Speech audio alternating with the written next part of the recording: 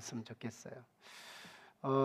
트리니티 그 신학 세올로지에서 삼위일체론, 우리 조직신학에서 표제를 가지고 논하는 삼위일체론이 있는데요. 이 삼위일체론은 역사가 다분하고요. 이 삼위일체를 증명하기 위해서 이단들을 척살하고 그리고 많은 사람을 희생하면서 여기까지 왔습니다. 굉장히 어려운 이론. 하나님은 한 분이지만 위격은 셋으로 나누어서 우리에게 소개되는 그런 삼위일체론입니다. 근데 이게 참 우리를 헷갈리게 하려고 삼위일체를 성경에서 인증해 주는 것이 아니고 오히려 우리를 이해시키고 우리를 감화시키는데 도움이 된다는 그런 점을 우리가 알 수 있어요. 하나님 아버지는 어떤 분일까요? 우리를 구원하시고 우리를 인도하실 어떤 계획, 하나님의 계획, 이것을 하나님의 계획 속에 뜻 안에서 선정하시는 분, 그리고 하나님의 아들 예수 그리스도는 그 아버지의 그 선하신 뜻을 순종함으로 이 땅에 오셔서 실행하고 역사를 이루어 가시는 예수님, 그리고 성령은 예수 그리스도 안에서 일하다가 성령의 사역, 예수 그리스도의 사역이 끝날 즈음에 성령의 사역이 다시 시작되면서 예수를 사랑하는 사람들의 가슴마다 들어가서 이제는 한 사람 그리스도를 중심으로 역사가 일어나는 것이 아니라 예수를 믿는 모든 사람의 가슴 속에서 예수의 사건이 일어날 수 있도록 적용하는 영. 삼위일체가 이렇게 정립된다면 오히려 이해가 되고 그리고 우리를 감화를 돕는 역할을 합니다. 오늘은 예수가 떠나면서 근심하는 제자들에게 성령이 임함으로 얻어지는 유익과 이 특혜들을 설명하는 그런 이야기가 소개되고 있어요. 지난 시간에 나눈 말씀은 다 잃어버리셨지만 이거였어요. 세상의 박해, 세상의 미움, 이거 맨몸으로 받으면 상처로 만신창이가 되는 거지만 예수 그리스도 안에 있었던 그 성령으로 우리가 받을 수 있다면 상황은 뒤집힌다. 역사는 반전된다. 그래서 우리가 예수 믿을 때 경쟁력 있게 얻어야 할 욕심은 성령이었다. 성령으로 받으면 상처가 아니라 뒤집힌다는 거예요. 반드시 바뀐다. 우리는 성령에 대한 경쟁력을 좀 더 깊게 가졌으면 하는 말씀이 지난 시간이었어요. 자, 오늘 말씀은 지난 시간하고 별반 흐름이 다르지 않습니다. 다만 문장 장르상 이 고별 설교 13장부터 16장까지가 예수님이 유언적 설교라고도 할 수 있고 고별 설교라고도 하는데 이 고별 설교 중에서 결론 부위에 해당하는 것이 오늘 16장의 내용입니다. 보통 글을 쓸 때 본문에서 다루었던 내용을 결론에서 한번 아우르고 그래서 거기서 초점을 분명히 찾아서 더 강화시켜서 결론을 딱 내놓는 것이 문장 작성의 기교이거든요. 결론답게 실제는 다시 부연돼요. 지난주에 나눈 말씀들이. 그러면서 좀 더 강화됩니다. 내용들이. 지난주에는 미움과 박해라는 단어를 반복해서 다뤘어요. 그런데 오늘 본문은 출교와 죽임이라는 단어로 강화시켜서 표현해요. 앞으로 그리스도의 순환 이후에 바로 이 땅에 임할 것은 예수에게 미움이 가던 예수님에게 적대하던 박해들은 다 제자들에게로 넘어가는데 미움을 넘어 박해로, 박해를 넘어 출교로, 출교는 생활의 올스톱이거든요. 사한지옥이에요. 출교는 유대인들에게. 네. 그리고 그것을 넘어 순교, 예수 믿은 것 때문에 죽어야 하는 이런 문제까지 임한다는데요. 여러분, 이 박해와 이 미움의 동기가 오늘 본문에 자극스러워요. 예수를 믿는다는 이유 때문에 우리를 미워하고 박해하고 출교하고 죽이는 이유가 뭐냐면 하나님을 더 잘 섬기기 위함이래요. 이게 2절입니다. 하나님을 더 잘 섬기기 위해서 미워하고 박해하고 출교하고 죽이겠다는 거예요.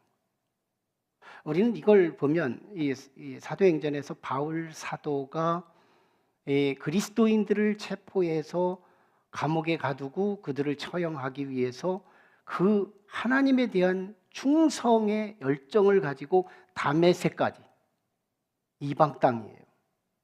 도망가는 사람은 추적하지 않는 것이 전쟁의 기본인데 이 사울이라고 하는 청년은 하나님을 연구하고 하나님에 대한 신앙의 열정 때문에 예수 믿는 사람들을 처형하기 위해 쫓아가서 체포하고 구속시키고 처형하려고 하는 그런 열정이 있었어요.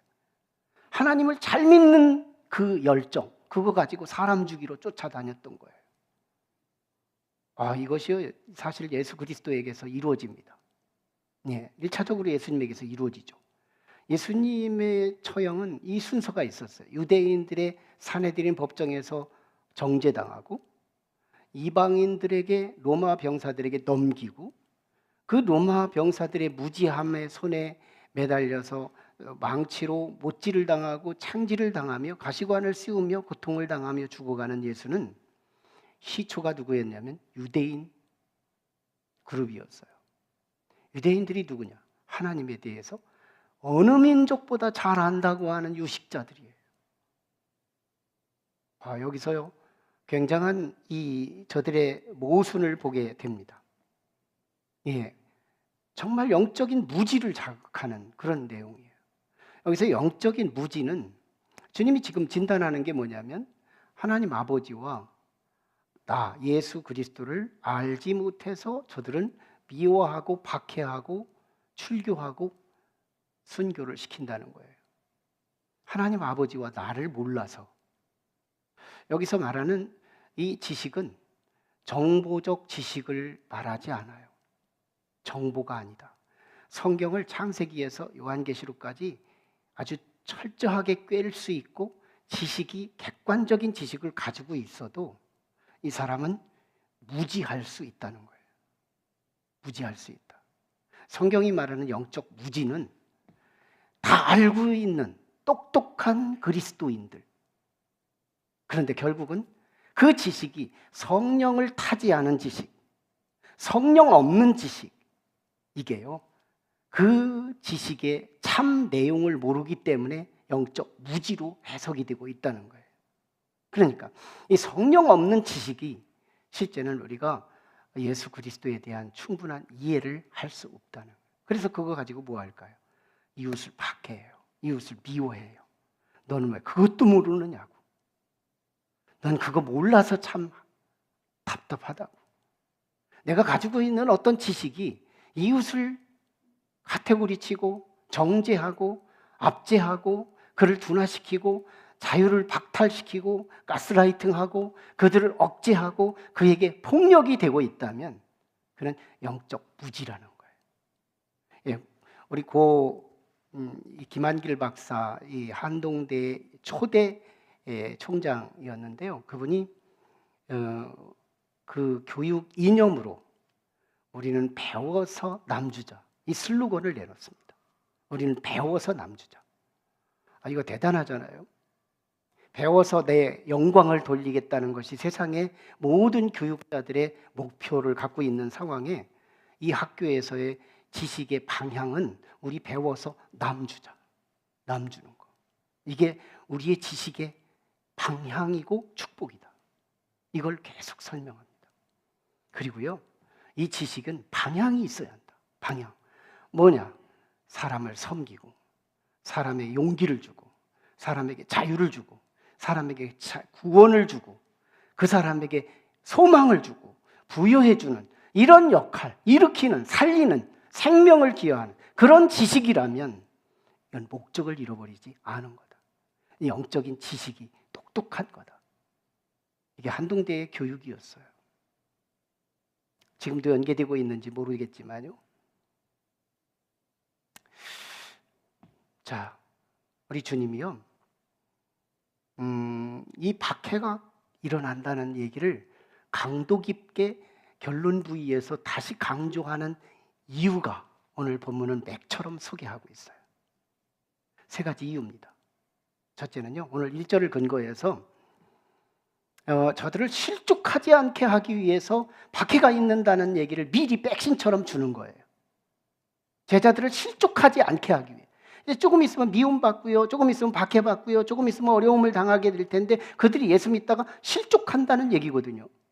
여기서 실족이라는 말은 예수 믿다가 어려움이 되고 손해가 되니까 예수를 안 믿고 세상으로 돌아간다는 것을 뜻해요.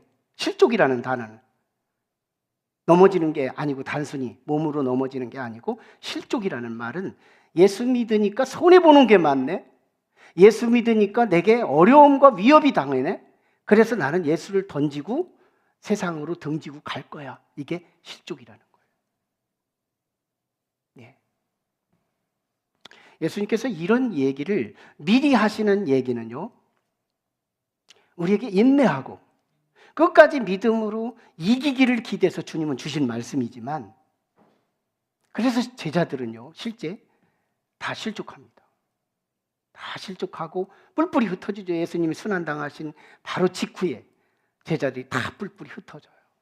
실족한 거예요.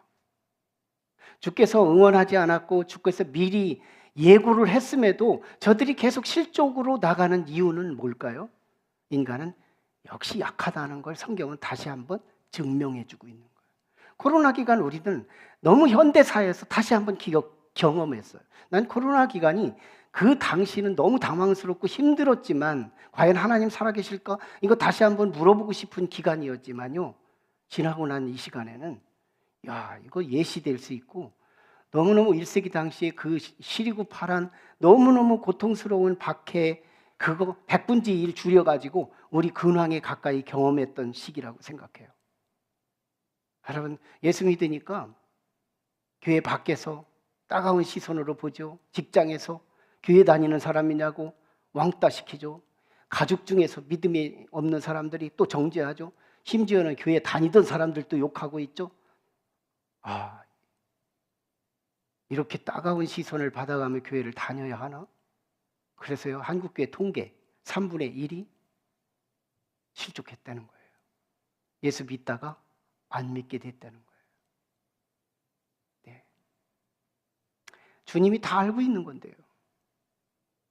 주께서 주시는 두 번째는 뭐냐면, 너희가 박해가 있을 거고 너희에게 출교가 있을 거고 너희에게 죽음이 있을 거라는 얘기를 하시게 된 두 번째 이유는요, 주님이 하신 말씀을 기억나게 하려 함이라. 4절입니다. 기억나게 하려 함이라. 주님이 무슨 말을 했는데요? 너희에게 박해가 있을 거야. 너희에게 출교가 생길 거야. 너희에게 순교가 일어날 거야. 겁주려고 하는 게 아니에요. 무슨 말일까요? 너희가 당하는 그 고난은 내가 이미 말한 고난들이잖아. 이미 들었던 거잖아. 낯설지 말고 당황하지 말고 주님을 다시 알고 계신 그 주님 앞에 다시 구원을 기대하며 주님께 사모하며 간구하고 나아가기를 원했던 거예요.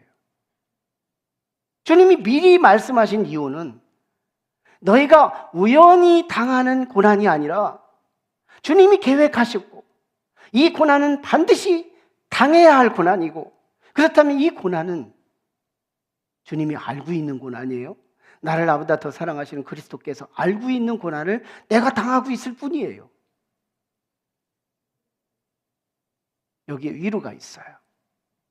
그리고 우리는 주님 앞에 이미 알고 계신 그 주님, 오늘 내가 당하고 있는 이 아픔을 알고 계시니 나를 구원해 주세요. 손을 뻗칠 수 있는 SOS를 주님 앞에 올릴 수 있는 믿음이라는 걸 사용할 수 있게 되는 거예요.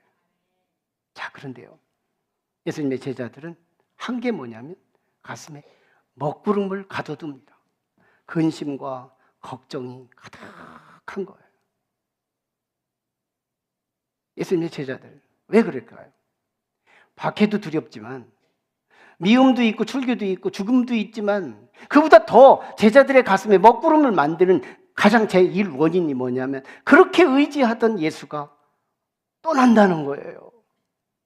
떠난다는 거예요. 그러니 얼마나 근심과 걱정이 돼요. 그런데도요, 제자들이 한 가지 안 하는 게 있어요.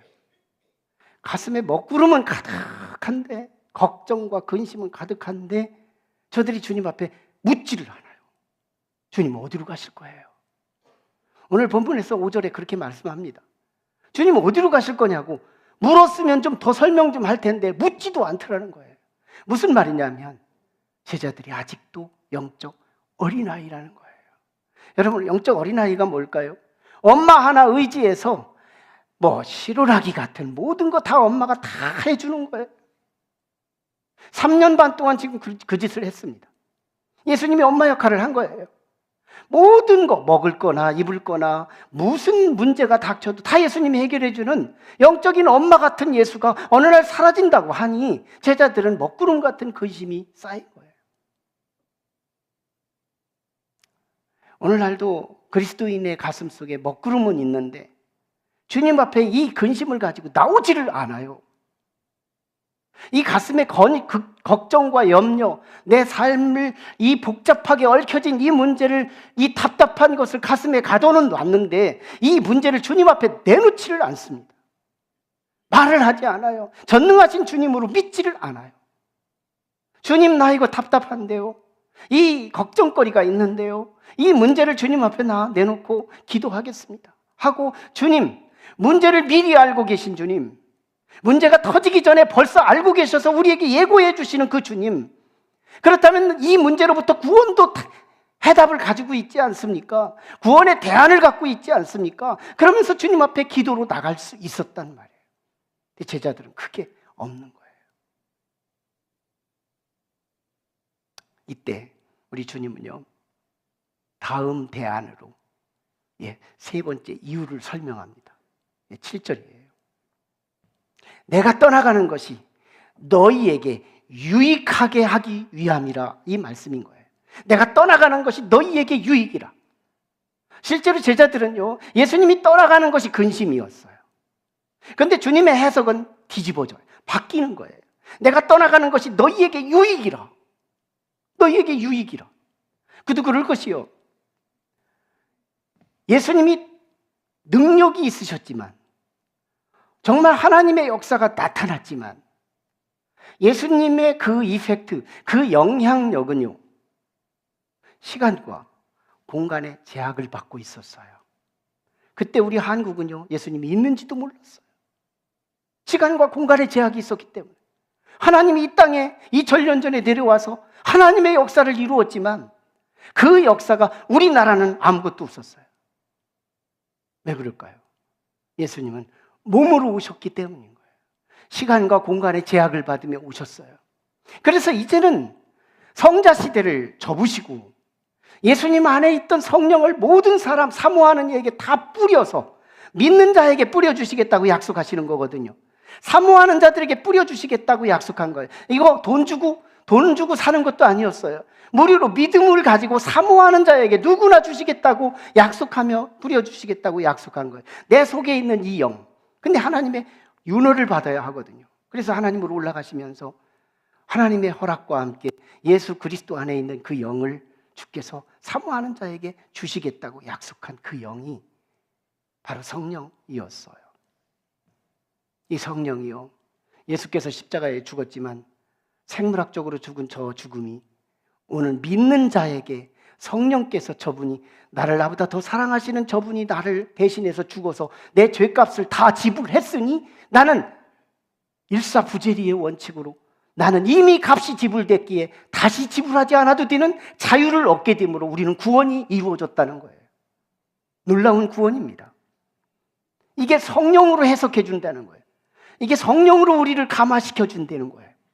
이 성령이 얼마나 중요한 역할을 해요. 그런데 오늘 8절로 15절까지 이 그룹으로 성령의 유익, 성령께서 우리에게 주시는 그 유익에 대한 이 멀티하고 다양한 얘기를 6가지로 소개합니다.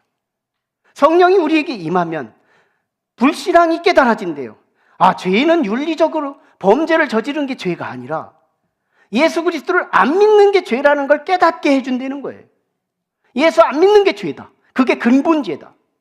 실제로 죄를 범하는 현장을 보면요, 예수를 믿는 자가 죄를 짓건 예수를 믿지 않는 자가 죄를 짓건요, 심리학계에서 말하는 그 죄로는요, 무신론적 현상이 그 상황에 반드시 전제된대요. 무신론적 현상.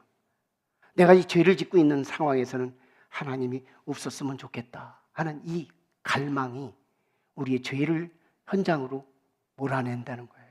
무신론적 현상. 죄는 죄가 아니라 우리 속에요, 예수를 믿지 않는 데서부터 출발하는 모든 죄를 성경은 죄라고 말하고 있대요. 예, 성령이 임하면요, 뭐가 죄인지 뭐가 의인지 영적인 분별력이 생긴다는 거예요. 여러분, 성령이 임하면 우리에게 주어지는, 예수님께서 하나님 아버지께로 가심으로, 부활하심으로 세상은 의가 뒤집힙니다. 의가 뒤집혀요. 예수님께서 성령으로 이 땅에 보내시기 전까지는요, 예수가 죄인이에요. 그래서 십자가에 죽어야 마땅한 분이 돼요. 유대인들이 봐도 그렇고 이방인들이 봐도 그래요. 그런데 성령이 임하고 난 이후에 예수께서 하늘로 올라가심을 통해서, 부활하심을 통해서 의가 바뀌어요. 세상은 죄가 되고 예수님은 의가 되는 거예요. 의가 뒤집어지는 거예요. 이게 성령이 우리에게 깨닫게 하시는 영이 됩니다. 그래서 우리가 의인은 아니지만 그 의인과 연대하고 그 의인과 함께 연결이, 믿음으로 연결만 될 수 있다면 우리는 용서받은 의인이 된다는 것이 성경의 약속입니다. 그와 더불어서 우리는 모든 진리 가운데로 인도한대요. 여러분, 진리, 이거 시간이 바뀌어도 유행이 그를 질리게 하지 않고 우리를 생명으로 인도하는 진리예요. 이 전년절에도 그것 때문에 우리는 살고, 지금도 그것 때문에 우리는 살고, 앞으로 2000년 이후에도 그 진리 때문에 그 인류는 살아날 거라는 약속, 진리. 이게요, 성령 안에서만 진리를 진리로 깨닫는데요. 엄청난 일이죠. 그리고 이 성령이 우리에게 임하면 주님이 사사로이 말했던 말씀들이 그 시의적절하게, 그 상황 속에서 그 두터운 성경의 말씀, 주님이 말씀하신 수많은 메시지들이요, 시의적절히 거기에 맞는 말씀이 생각나게, 기억나게 하신다는 거예요. 그리고요, 성령이 임하면 이상하게 오늘만 오늘이 아니라 내일 뭔가를 향하여, 비전을 향하여 열리는 내일을 열어주신다는 것이 오늘 본문에서 잘 읽어보시면 나옵니다. 8절로 15절까지 집에서 한번 읽어보세요. 여러분, 성령이 임하면 비전이 열려요. 그리고 그리스도 중심적 이해와 해석이 열리기 시작합니다. 그리스도 중심적 이해와 해석이, 여러분, 그리스도 중심적으로 정말 예수 그리스도 안에 영광의 꽃이 필 것이고, 예수 그리스도는 모든 하나님의 비밀이 성령과 함께 모든 걸 다 이해시켜주고 알게 하고 감동받게 하고 우리를 그리스도 안으로 인도한다는 것이 성령의 일들입니다. 이 모든 걸요, 아주 본질적으로 깨달은 사람이 바울 사도예요. 바울 사도는 고린도전서 2장 10절에서요, 성령에 대해 이렇게 말씀합니다. 성령은 모든 것, 하나님의 깊은 것까지도 통달하시느니라. 여러분, 성령은 모든 것, 하나님의 깊은 것. 우리는 자연도 다 스캔 못해요. 사람 속은 더 스캔할 수가 없어요. 거짓말 탐지기가 있다고 하지만 그 탐지기도 속이는 것이 우리 사람들이에요. 자, 그런데요, 하나님의 깊은 것도 통달할 수 있대요. 스캔할 수 있대요. 여러분, 여기서 하나님의 깊은 게 뭘까요? 하나님의 오장육부가 있어서 우리는 하나님을 해부해 보면 그 속에 뭐 간이 있고 위장이 있고 뭐가 있다는 것으로 상상하고 있는 거예요. 아닙니다. 하나님의 모든 것, 하나님의 깊은 것 뭘까요? 예수 그리스도예요. 오늘 마지막 15절에 보면 이렇게 말씀합니다. 무릇 아버지에게 있는 것은 다 내 거라. 예수 그리스도에 대한 실체예요. 예수님은 아버지에게 있는 모든 것은 다 내 거라. 그러니까요, 예수님이 누구냐? 하나님의 모든 거예요. 이 적용, 여러분, 하나님의 모든 것, 거기를 통달한대요. 스캔한대요. 예수 통달, 뭘로요? 성령으로. 여러분, 이 성령이 임하면 예수가 다 읽혀지는 거예요. 성령이 임하기 이전까지 예수는 신비였습니다. 나하고 이목구비가 같은데, 나하고 키도 별로 차이가 안 나는데, 유대인의 그 얼굴, 그 모습인데 어째서 예수님이 가는 곳곳마다 이적과 기적과 표적들이 일상화되고 상식화될 수 있을까? 참 신기하다. 제자들과 외모가 다르지 않은데 왜 저렇게 예수님은 다른 모습을 보일 수 있을까?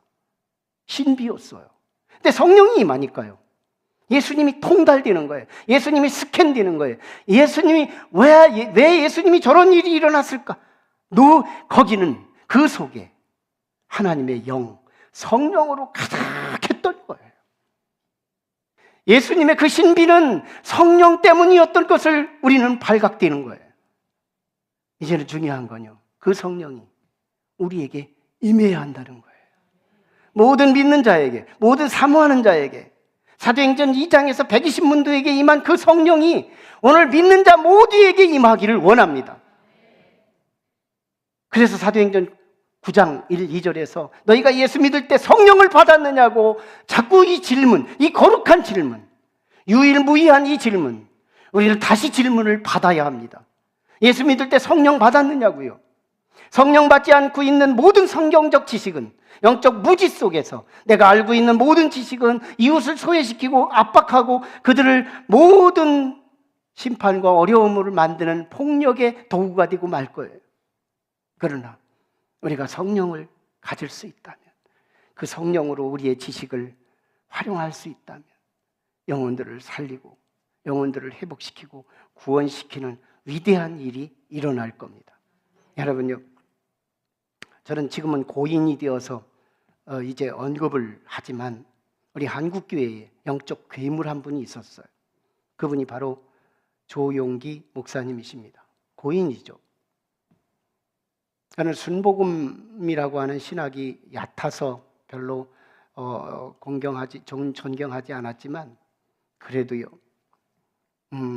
다른 타교단이지만 한국교회의 성령의 기폭제가 될 수 있는 영적 괴물이어서 우리가 한 번 정도는 스캔할 필요가 있다고 생각합니다.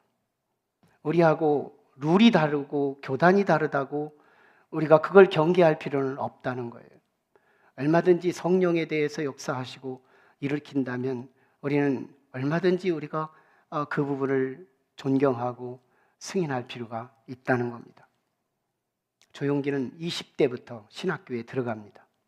그때요, 그는 공부를 참 잘했다고 그래요.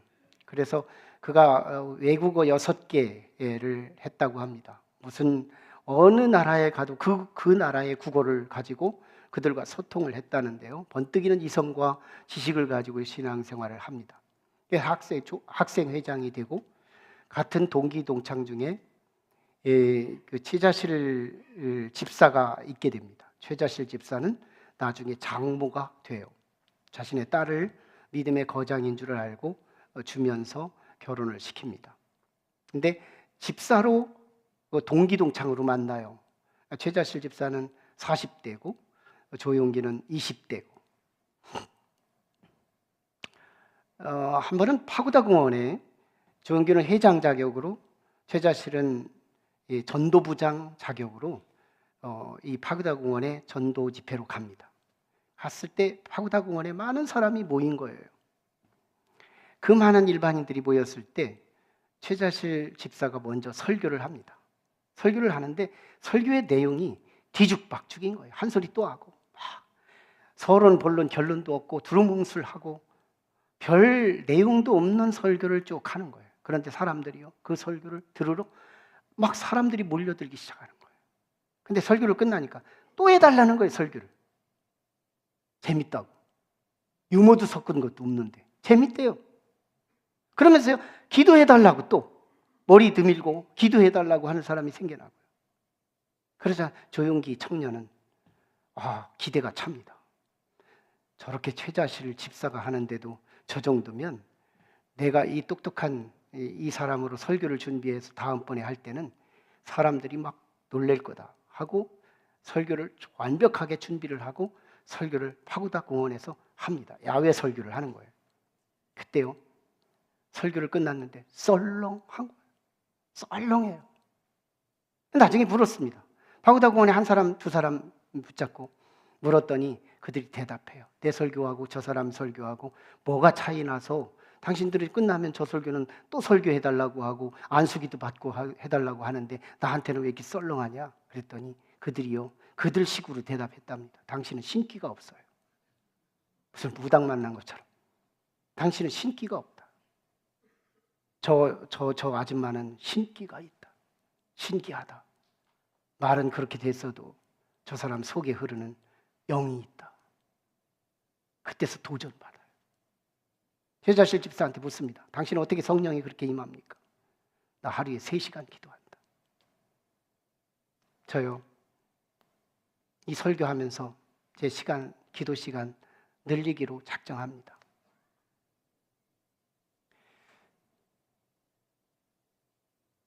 그때요, 이 조용기 삼각산에 올라가요. 그때 당시 삼각산에 호랑이가 나타난다는 전설이 있었대요. 그래가지고 올라가기는 올라가는데 거기 갔다 온 사람들이 성령 받았다는데 그래서 가서 기도를 해야지 하고서 막 주변에 있는 돌들을 다 모아놨대요. 호랑이가 나타나면 때리려고. 막 기도를 하는데 두려움 때문에 기도 눈도 못 감고 눈 뜨고서 하나님 나에게 성령을 주옵소서 막 이렇게 막 던지려고 두 주먹에다가 돌을 들고 기도를 합니다. 무슨 기도가 돼요? 배만 고파가지고 먹을 것만 가지고 다 실컷 다 먹고 내려와서 실패합니다. 근데 자꾸 오기가 생겨나는 거예요. 성령 받아야 되겠다. 나도 성령 받아야 되겠다. 그러고 호랑이가 먹으면 먹었지. 나를 잡아먹을지라도 어떤 위기일발, 일삭하고 이런 자세를 가지고 하나님 앞에 매달려 막 기도합니다. 너무너무 깊게 기도하다 보니까요. 이상하게 회개가 시작되는데 희로라기 같은 잘못된 것들이 평상시에는 그게 뭐 잘못된 것도 기억도 안 나던 그것들이 잘못으로 깨달아지면서 회개하는데요. 눈물 콧물 다 쏟아가며 회개합니다. 근데요. 회개가 멈출 그때 그에게는 뜨거운 불이 임하는데요. 성령에 확 임하게 돼요. 그리고 불광동에서 개척을 시작합니다. 근데요. 참으로 운명의 시간이 다가와요. 한 안진뱅이 거지가 누군가가 여기 와서 기도받으면 나을 거라는 소리를 듣고 왔다는 거예요. 조용기 청년은요, 야, 이건 나에게 위기다. 망신살 뻗칠 수 있는 상황이다. 그래가지고 왜 나한테 왔느냐고 막 가라고 해도 나는 분명히 여기 가면 낫는다고 해서 왔습니다. 안수기도 해주세요. 근데 아이디어가 떠오르더래요. 성전 비문에 베드로가 기도했더니 안진뱅이가 일어났다는 거. 금과 은은 내게 없거니와 내게 있는 것으로 네게 명하노니 나사렛 예수 이름으로 일어나 걸으라. 이 소리가 딱 생각나요.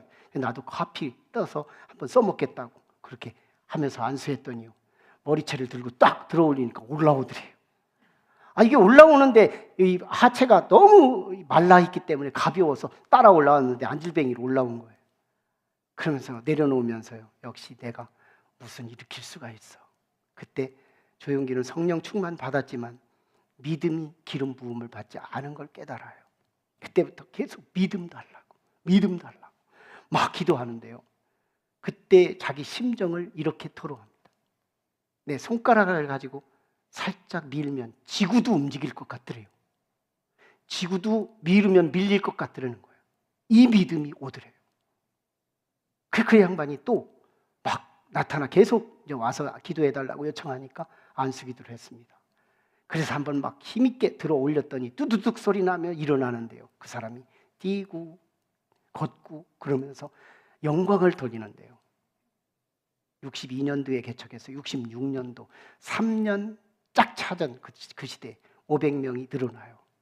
70년 대에 바로 18,000명으로 늘어나요. 그리고 80년대 후반에 70만으로 늘어납니다.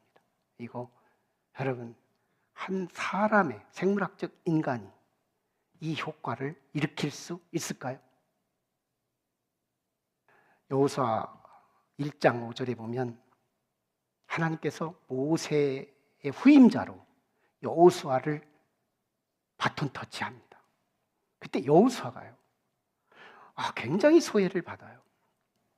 모세는 가문이 위대해요. 형의 아론이 있어요. 영적 거장. 누나 미리암이 있어요. 트라이 거성들. 가문에도 이렇게 위대해요.